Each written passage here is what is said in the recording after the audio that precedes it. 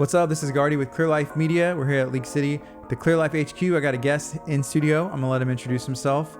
We're going to find out everything that he has going on. Hey, what's up? How's it going? How's it going? My name is Thomas Ruiz, from Houston, Texas. Right now I'm training at a 4-ounce fight club. Originally came from Metro Fight Club.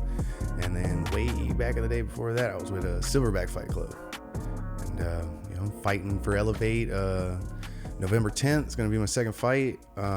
Super excited, that. Yeah, it's going to be a good time. And I've seen you.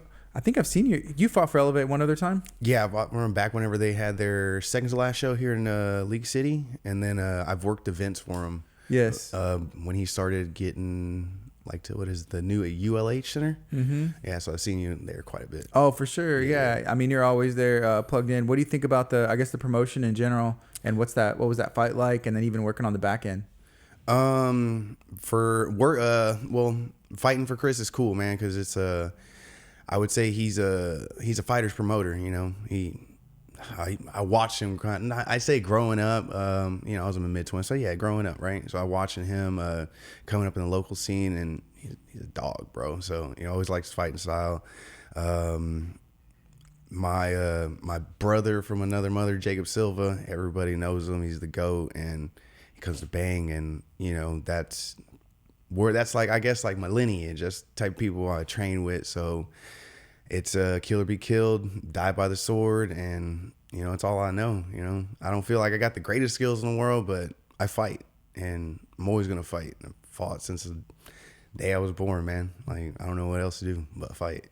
What's your game plan? That's a little bit of your mindset, but I guess even share what have you been working on, or what can people expect if they haven't seen you fight yet whenever you step into the cage?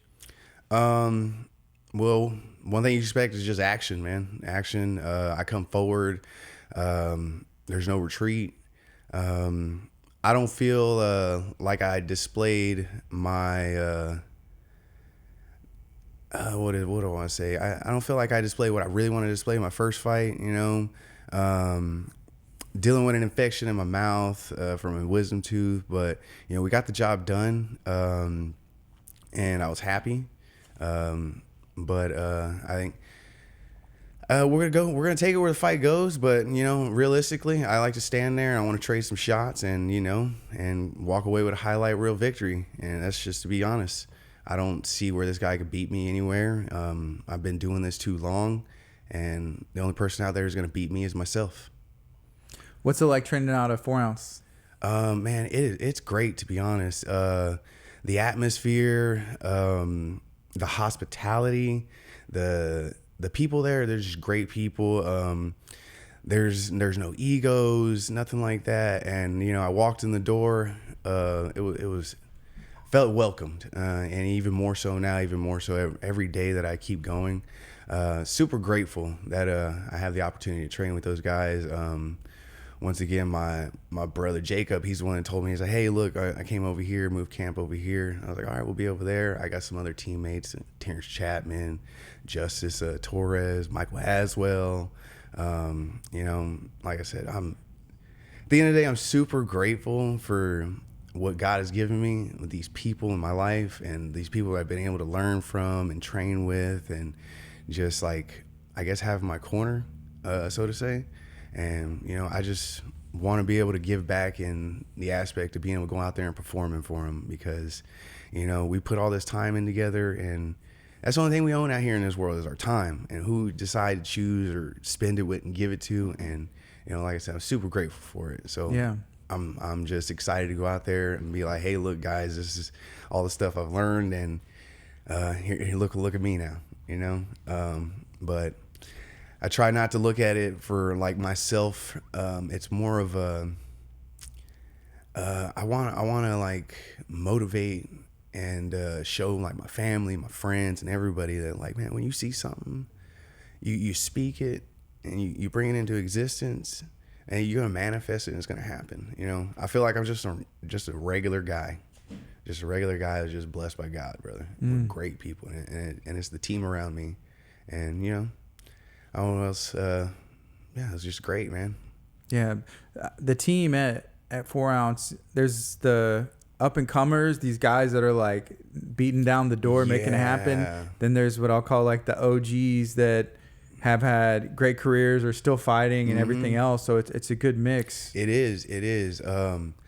Like when I first walked in the door, you know, you see obviously Daniel Pineda, the great, and dude, oh man, he's a monster. I remember my first day at Silverback, Coach Tony Orozco would talk about Daniel. Even though he left the gym, he would still talk great about it. And it's like he's a beast, he's a monster. He does what he has to do, and you know things he doesn't want to do to be good.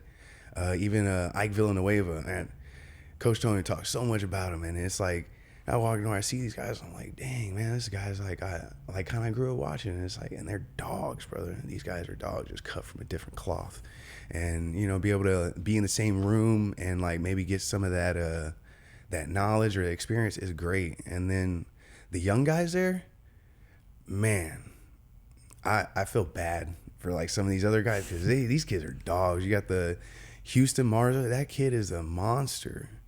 Oh my God. Another young guy on the card, I can only remember his Instagram name. I don't know why, but he's a 35er.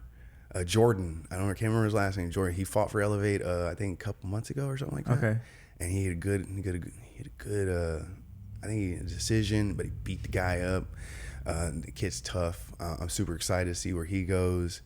The list goes on, man. Like, there are a bunch of guys there, and it's like I said, I was just super grateful to be a part of it. You know what I'm saying? Enjoying the journey. You know, a little bit older. I'm 36. But it's for the younks, bro.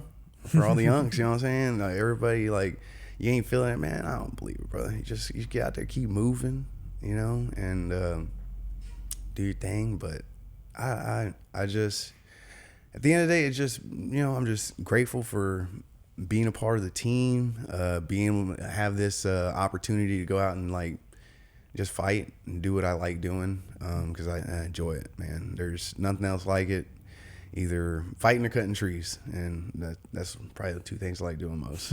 Yeah. So I do tree work, based on artists, climb trees, cut trees, fell trees. Did a lot of work up in the Pacific Northwest, like Oregon area, and man, it's eye-opening.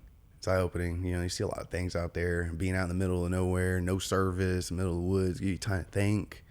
And I was out there working and had a lot of time to think, especially being away from everybody. I was working by myself. When I say by myself, I had no family out there, no friends, just the guys I knew from work. But, you know, your work friends or your coworkers, or, you know, they're just coworkers. They're not like people you actually know. So it was a little different. And, you know, I learned some things about myself, and then realized that like this is what I wanted to do. I needed to do it before it's too late. And I remember sitting out there in the what they call it, the Central Cascades, and middle of summer, 6% humidity, 98 degrees, and I'm just thinking like, is this what I want to do for the rest of my life? I want to sit out here and just work. It's good. It's great. Honest living. I have great skills, and I appreciate everything I learned from everybody. But what about the what if? What if I would have put a little bit of time in? What if I would have just like been disciplined and, you know, thought about it, lost my coach, lost my dad in the same year, a little tough. And it made me realize, like, you know what, brother, like it's time to, like, you know, not necessarily be selfish, but do something you want to do, and then like use it to motivate your family, motivate your friends, like let your friends know that, hey, look, I'm not just here to ride the ride. I'm here to like make a statement or impact us. You know what I'm saying? Yeah. And that's when my brother Jacob told me. He was like, "Hey man, he's like, win or lose, brother. Like, I'm proud of you, bro. I'm so happy you got in there." Adrian on it, doing the same thing, and like that, like, man, and like when I think about it now, it brings back all these emotions and stuff. Like, and it makes you kind of feel like I'm reliving the fight again. But I'm glad I did it. And I'm glad I'm getting the second opportunity to come back and do it again. And this time it's like I'm a dad now. And that changes everything, huh? Brother, man, when I tell you the greatest feeling in the world is having a child, it is, man, that's why we're here. Why we're here is to have children and create life and show that life all the great thing that the world has to offer. And like now it's like I wanna come out here and compete, challenge myself, and push myself so I can let my son know, like, hey, brother, no matter where you're from, you know, you could be from the dirt, you can be, you know, from a great family. It doesn't matter, man. But you put in a lot of work, you be disciplined, and you trust yourself, and you have faith in yourself, bro, you're gonna go far. It don't matter if you're old, you're young. Just do what you want to do and believe in yourself, like 100% faith. And that's just what I'm trying to do, man. I just want to show my son that, like, hey, don't wait, because that's what I feel like I did when I was young. I was waiting for the perfect moment, like, oh, I'm not ready, and like, but what about this? And it's just like sometimes, man, you just gotta jump in that water, brother. Like, you just gotta jump in the water. That basically is how I got done whenever I went out to Oregon. Really never worked on trees, and they were like, hey, you said, because my buddy knew my dad used to work for the cable company. He used to climb telephone poles. So in summer we'd go out there with my dad, and he'd have us put on these little spikes and go up the telephone pole. And my buddy was like, hey, here, put this on. And gave me a harness, gave me some spikes, slapped this saw on the side of me. Like, here, this is how you tie this. And I'm like, yeah, I still didn't understand how to tie the knot at the time. All right, go up. And I'm like, looking up. How high? We'll tell you when to stop. Just keep going, keep going. Next thing I look down, like, oh, that's a little high. No, keep going, keep going. Okay, keep flipping, keep flipping. And I look to my left, I'm like, oh, that's the power line right there. So I'm about like 60 feet up.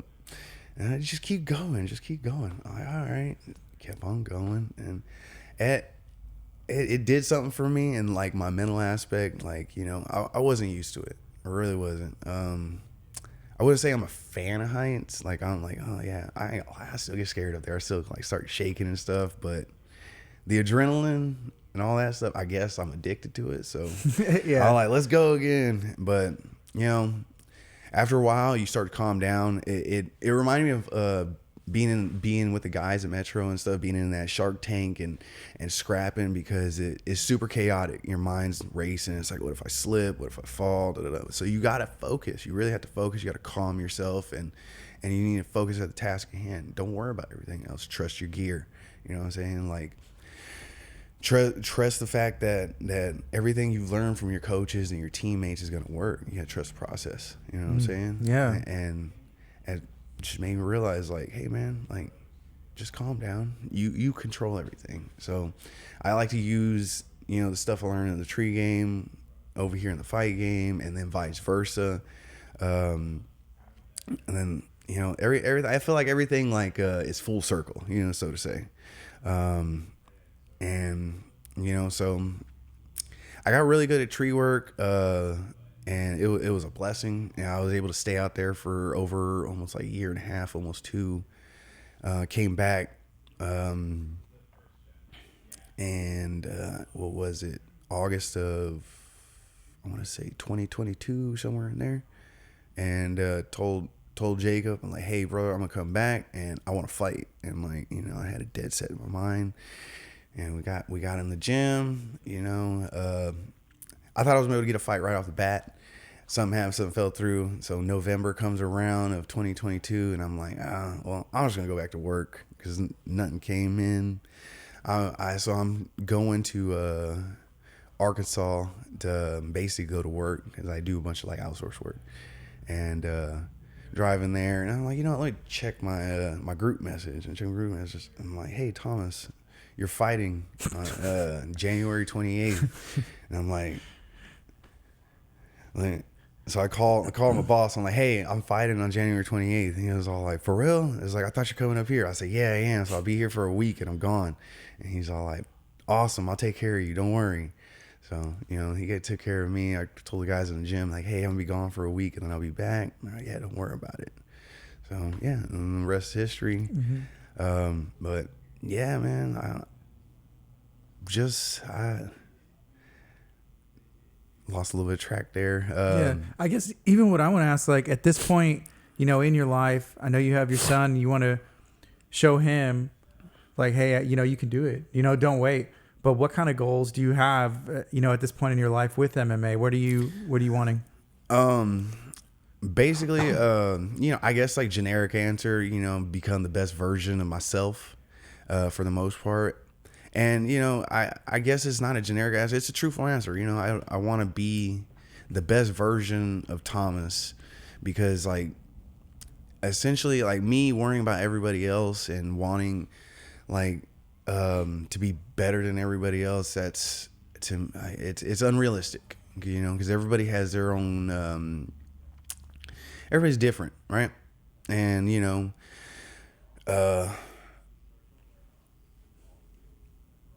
everybody's different.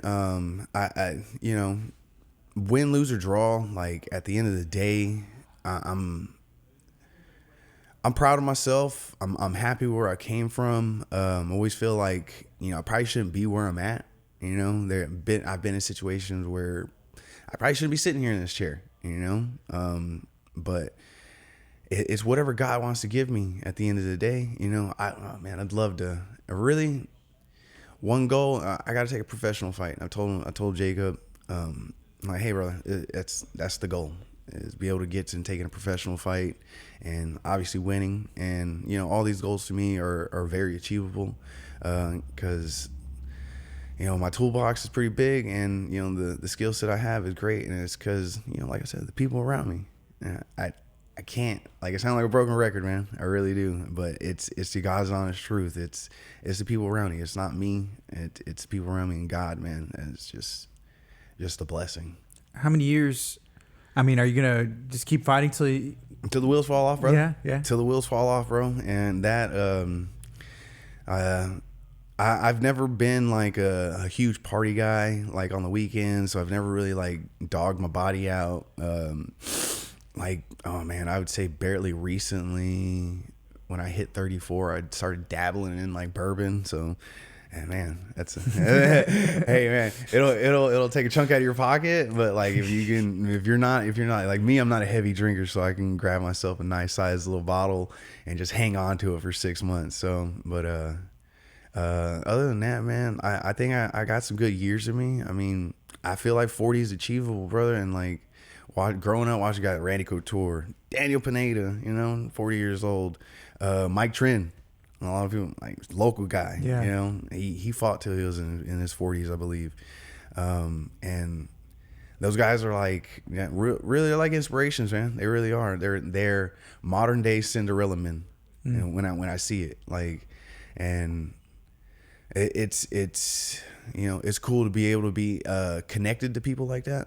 Whether it is like, because I know Jacob, and then Jacob knows them, and then I've seen them from the outside looking in, and I notice a lot of people, they probably don't think like, oh, I'm not an inspiration. I don't think it's like, man, there's guys out here that are watching you don't know are watching you, and you're driving them, brother. So it's like all these guys out here, when they think like, oh, I'm not doing nothing, or I haven't done that, I'm guarantee you, bro, somebody's watching you. Somebody is all like, that's a bad mamma jamma right there, brother. Mm-hmm. That's a tough SOB. And that's like, so I always had that in my back of my head. So whenever I was like in my late 20s and stuff, and all I was doing was just training, it's like, yeah, no, don't worry about like, oh, you're too old to fight.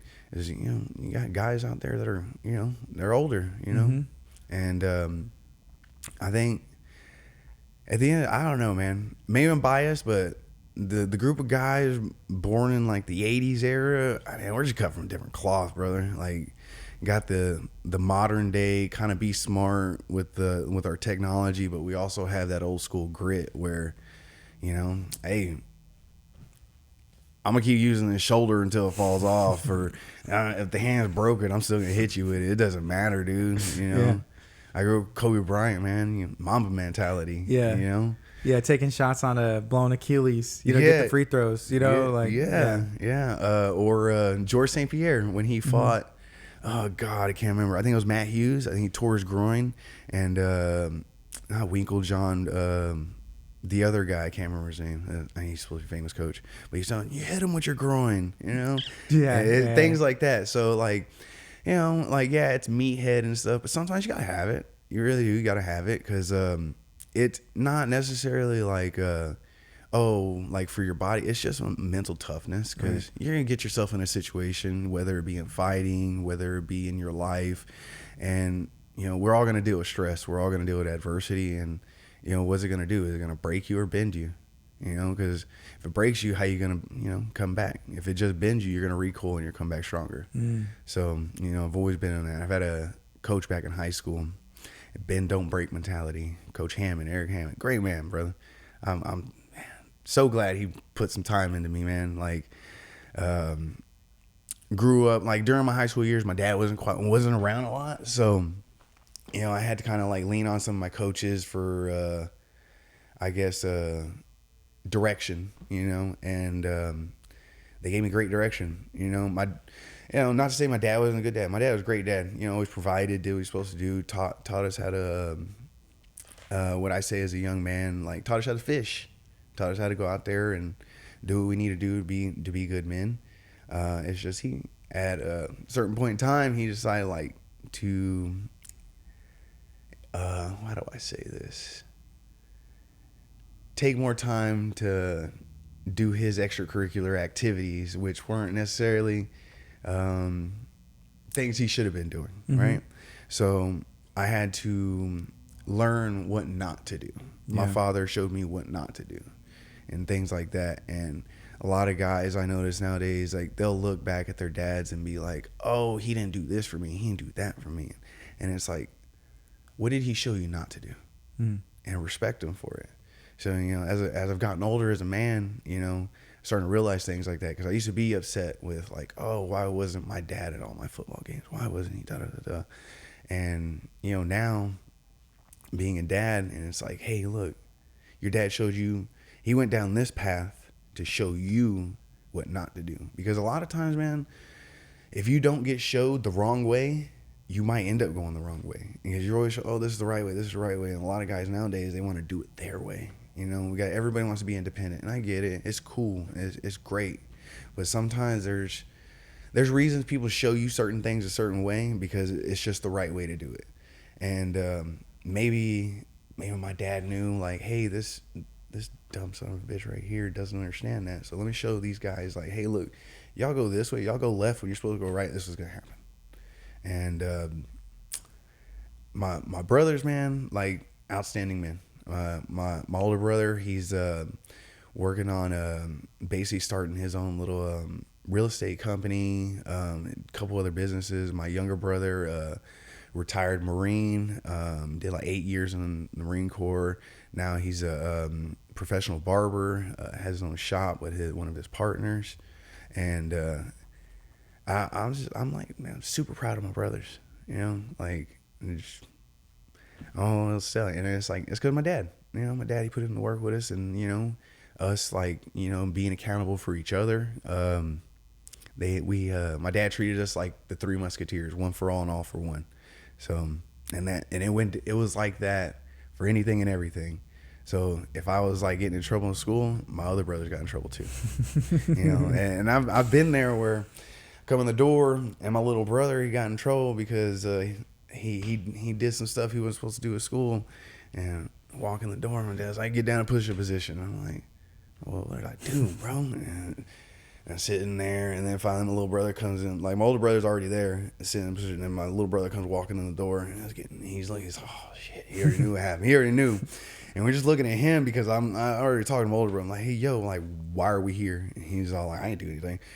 So we already knew, yeah, that dude. So Just was him. Just looking at him, just sitting there, But it taught us accountability, It taught us, like, it doesn't matter, like, right or wrong, like, how do I go back to that? Like, it taught us accountability, and sometimes shit rolls downhill, And it's the case, like, I'm trying to think of a good analogy.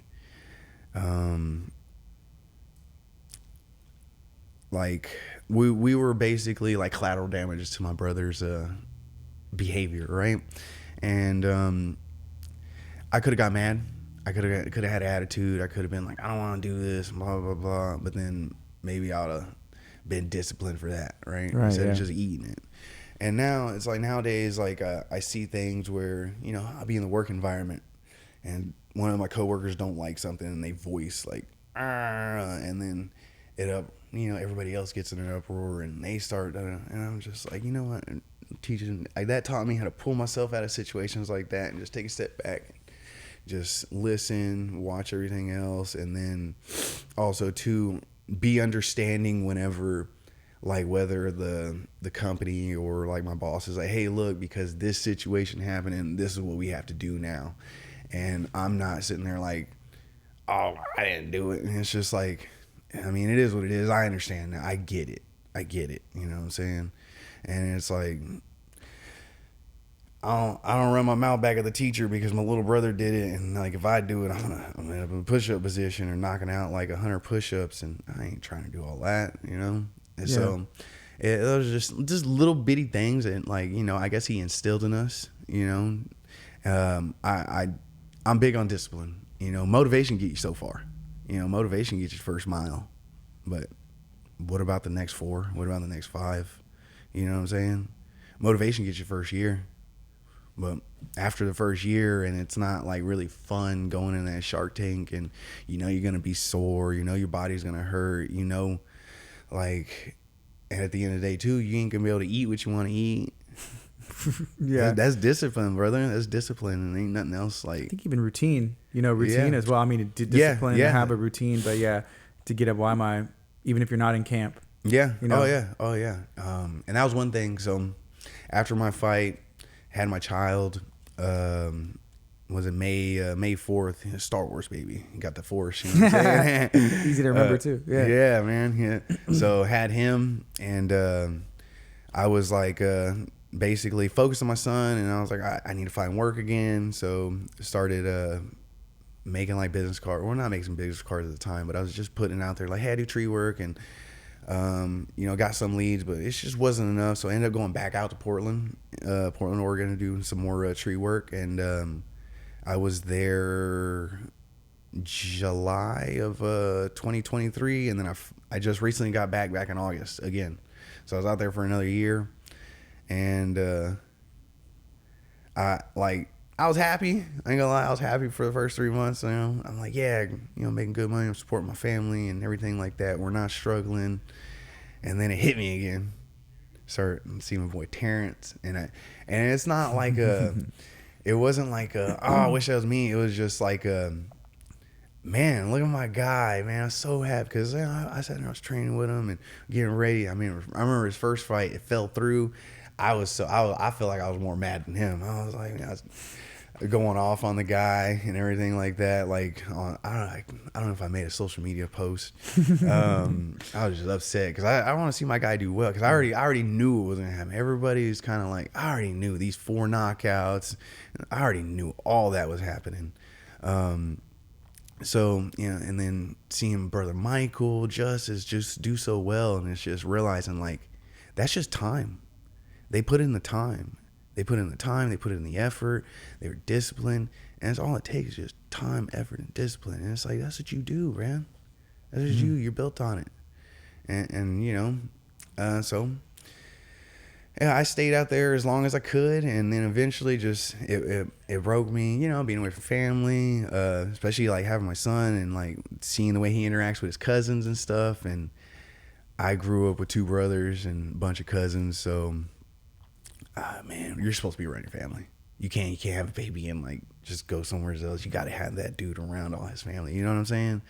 So eventually we end up coming back, and then talking to Chris. I'm like, hey, Chris, I'm coming back, and I've been training up here in Portland a little bit, beating these dudes up.